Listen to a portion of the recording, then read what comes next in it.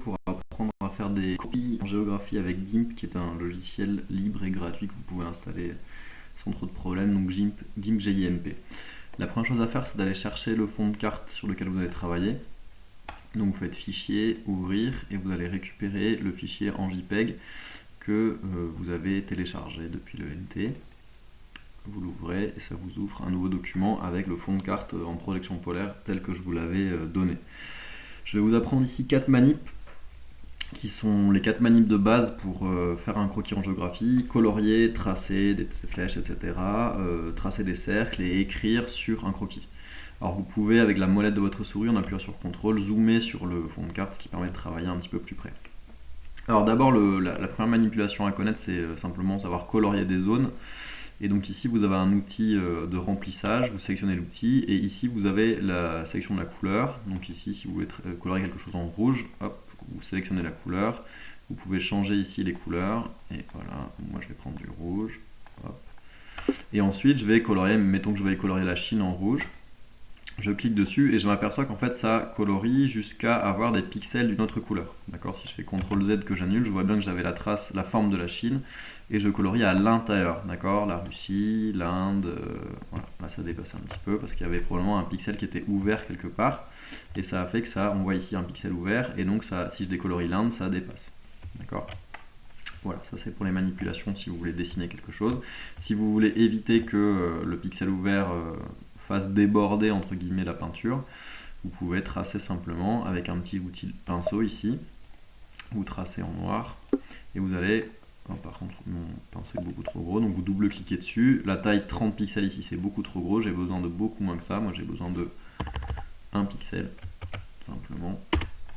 Et avec mon pixel, je vais venir fermer ici en noir ma partie sur l'Inde.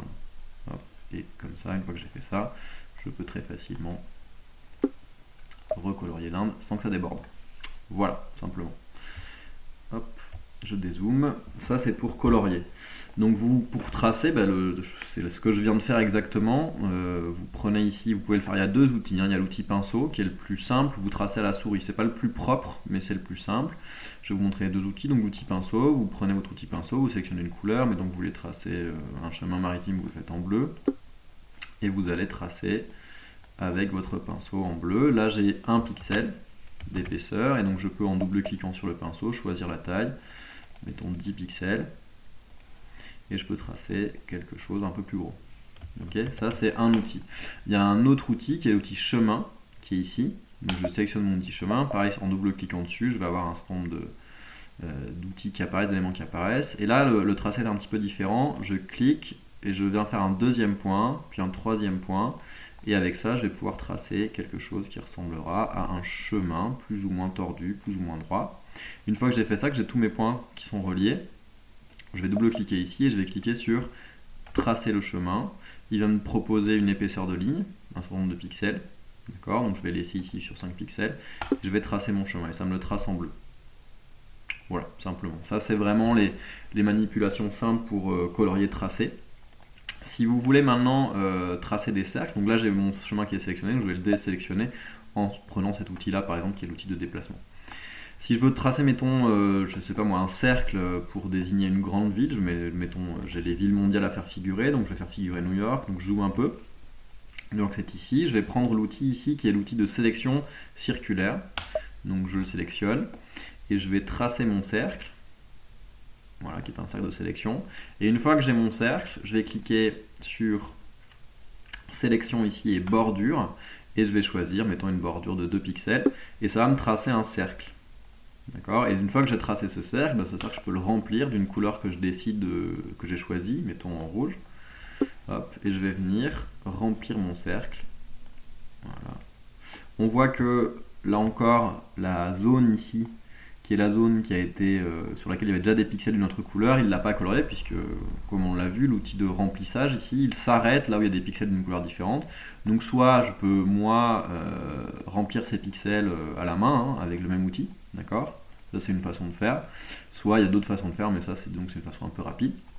Une fois que j'ai sélectionné, j'ai mon cercle ici, on voit qu'il est entouré de petits pointillés qui clignotent. Ça veut dire qu'actuellement j'ai cet espace-là qui est sélectionné. Et donc si je veux reproduire ce cercle rouge, En fait, vu qu'il est déjà sélectionné, je fais CTRL-C, je peux dézoomer, hop, et je peux le coller autre part, je fais CTRL-V. Là, il me l'a collé très exactement dessus, et donc avec l'outil ici de sélection, je vais venir le chercher, et je vais venir le placer sur, mettons, Londres, comme ville mondiale, et puis là, je peux le désélectionner en cliquant là. Voilà. Si je fais CTRL-Z, il est de nouveau sélectionné, donc je fais CTRL-C, CTRL-V, et je vais pouvoir le mettre, je sais pas moi, sur Paris. Voilà, comme ça, j'ai toutes mes villes mondiales qui apparaissent exactement avec le même symbole. D'accord.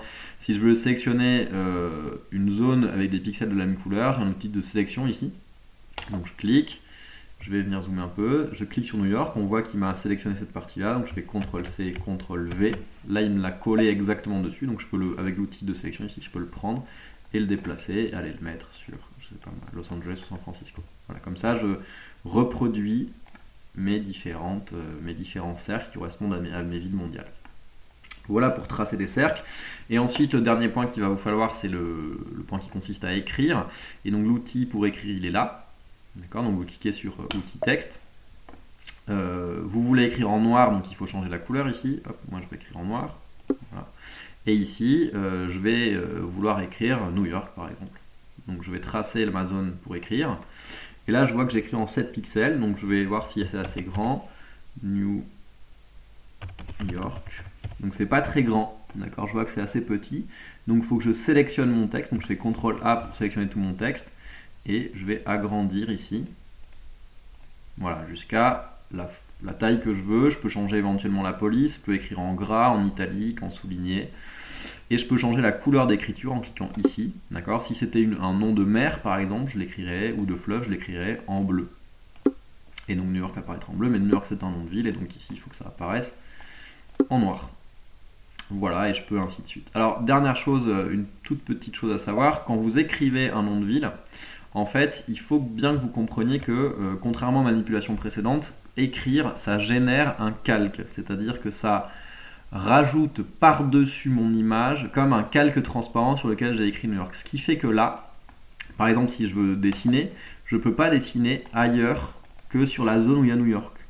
Vous voyez, si je trace ici, en fait, ça n'écrit que sur New York. Alors pourquoi ? Parce qu'en fait, le seul calque qui est actif, c'est cette petite zone-là. D'accord ? Tout le reste, c'est comme si j'avais un grand calque par-dessus, donc je ne peux pas y toucher. Et donc une fois que j'ai écrit, il faut que je fusionne le calque sur lequel j'ai écrit New York avec le calque qui est en dessous. D'accord ? Comme si je fusionnais les deux feuilles. Et donc je fais ici calque, et je fais fusionner vers le bas. Et là, on voit que les pointillés autour de New York ont disparu, ce qui fait que de nouveau, je peux écrire, je peux tracer là où je veux. Voilà, j'annule, CTRL-Z, CTRL-Z, CTRL-Z. Et là, j'ai toutes mes manips toutes les manips dont vous avez besoin pour faire le croquis en géographie. Voilà. Bon travail et bon courage à tous.